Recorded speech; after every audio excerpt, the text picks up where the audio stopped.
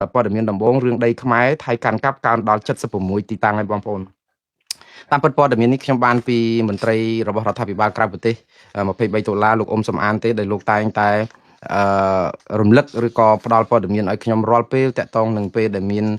រឿងអីថ្មីតាក់ទងនឹងព្រំដែនព្រោះលោកកាន់កិច្ចការព្រំដែនខ្ញុំក៏មានភ័ព្វវាសនាដែរដែលបានមន្ត្រីខាងកិច្ចការព្រំដែនរបស់រដ្ឋាភិបាលក្រៅប្រទេសមួយរូបដែលឈឺឆ្អាលយកចិត្តទុកដាក់ហើយតែងតែផ្ដល់ដំណឹងឲ្យខ្ញុំបានដឹងទាន់ពេលវេលាតាក់ទងនឹងព័ត៌មានពីរឿងព្រំដែនព្រោះលោកឈឺចាប់នឹងរឿងបាត់ដីទៅប្រទេសថៃនឹងដែរ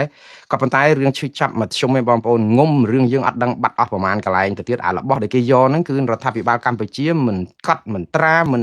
ធ្វើឲ្យយើងដឹងថាតើទីតាំងហ្នឹងនៅប្រមាណមានអស់ប្រមាណកន្លែងគឺគាត់មិនធ្វើដោយសារអីគឺគាត់មិនចង់ឲ្យប្រជាពលរដ្ឋហ្នឹងគឺរករឿងគាត់អំពីភាពអសមត្ថភាពក្នុងការមិនអាចការពារដែនអធិបតេយ្យរបស់ខ្លួនបានដូច្នេះរបស់អស់ពីឃ្លាំងក៏ដោយគឺអត់រាយការណ៍ប្រាប់ថាបាត់គេយកទៅសិនអញ្ចឹងទៅធ្វើឲ្យប្រជាពលរដ្ឋហ្នឹងចេះតែសង្ឃឹមហើយអត់ដឹងថាចំនួនបាត់ប្រមាណចុះបើបាត់ច្រើនក៏យើងគិតថារដ្ឋាភិបាលហ្នឹងកាន់តែរងការរិះគន់ច្រើនប៉ុន្តែបើថាទាហានថៃស្លាប់វិញស្លាប់ម្នាក់គឺយើងរាយការណ៍ថា1000នាក់នឹងទាហានគេស្លាប់ហ្នឹងគឺថាតែម្នាក់គឺស្មើនឹង1000នាក់បើ10នាក់គឺគេស្លាប់អស់10000នាក់អីចឹងយន្តហោះគេក៏អញ្ចឹងដែរបើអត់ធ្លាក់សោះហ្នឹងគឺយើងថាបាញ់ធ្លាក់អស់ឥឡូវអស់ពេញធ្លាក់អស់ពីមេឃអីអញ្ចឹងតែ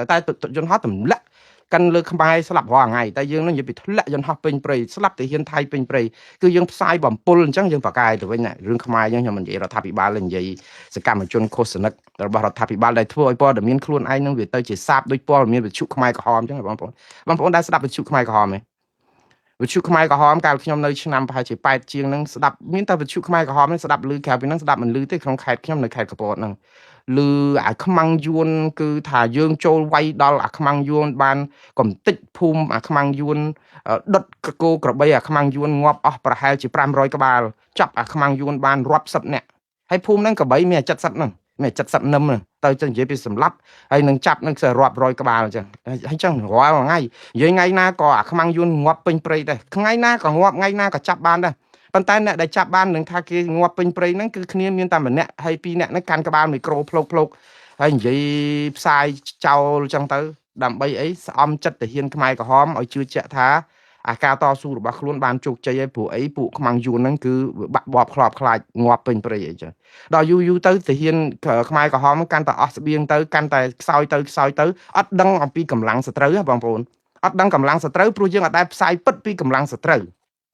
យើងផ្សាយបោករហូតធ្វើឲ្យទាហានចេះតែក្លាហានឃ្លាវខ្លាមោះមុតអត់បានត្រៀមខ្លួនព្រោះគិតថាយើងឈ្នះហើយហ្នឹងចាប់គេអស់ហើយហ្នឹងទាហានគេងាប់អស់ហើយហ្នឹង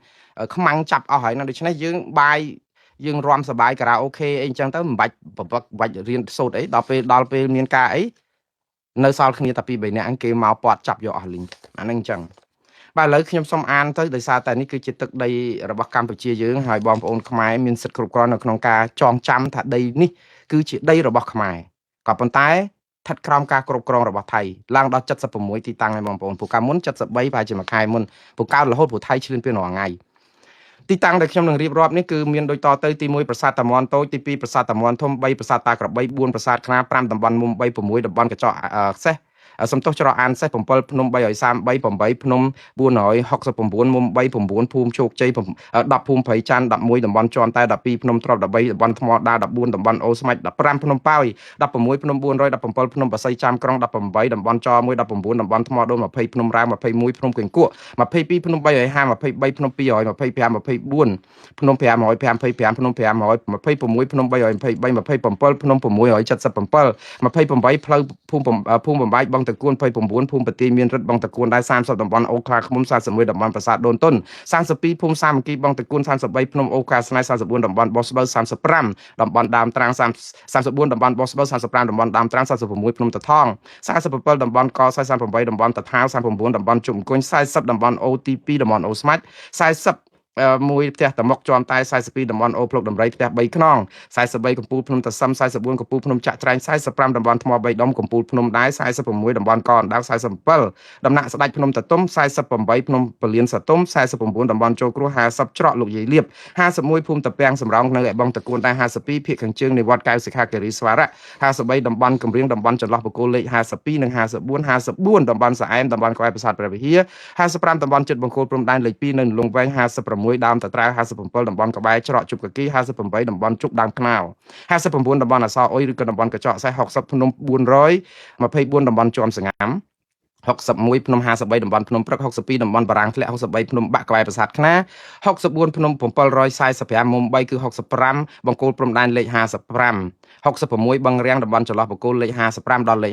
59និង67បយ៉ាខាតំបន់ចន្លោះបង្គោលលេខ59ដល់66 68តំបន់បង្គោលព្រំដែនលេខ26ខុំ7 69លាអាង87 70ប៉ោយ12 71តំបន់ជប់រុន72តំបន់បង្គោលព្រំដែនលេខ14